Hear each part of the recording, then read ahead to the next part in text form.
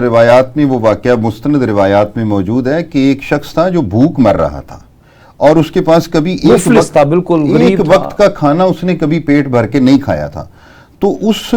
وقت موسیٰ علیہ السلام جایا کرتے تھے اللہ تعالیٰ سے ملاقات کے لیے. تو وہاں سے گزر ہوا تو اس شخص نے, اس آدمی نے درخواست کی کہ اے موسیٰ علیہ السلام, آپ اللہ کے پاس جاتے ہیں تو میری ایک درخواست پہنچا دیجئے کہ جتنا کھانا میرے نصیب کا ہے مجھے ایک دفعہ دے دیں, میں ایک دفعہ پیٹ بھر کے کھانا چاہتا ہوں, اس کے بعد بے شک میں مر جاؤں.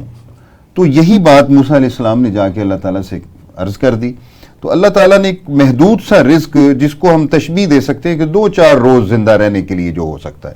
تو کہا موسیٰ یہ لے جاؤ اور اسے جا کر کہنا کہ یہی تمہارے مقدر کا ہے, بے شک ایک دفعہ کھا لو, بے شک تھوڑا تھوڑا کر کے کھا لو.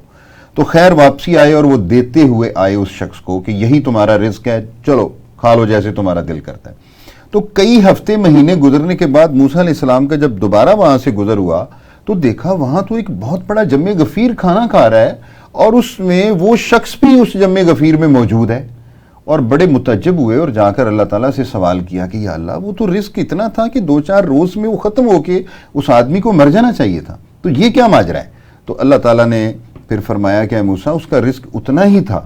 جب آپ نے لے جا کر اسے دیا اس نے آدھا کھا لیا اور آدھا میرے رستے میں صدقہ کر دیا, اس نے مجھے مقروض کر دیا تو میں نے ملٹیپلائی کر کے دینا ہوتا ہے, پھر میں نے اس کو دیا, پھر اس نے اسی عمل کو جاری رکھا, اپنے حصے کا رزق وہ کھا چکا ہے, اب تو یہ صدقے کی بدولت وہ سارا کچھ کھا رہا ہے.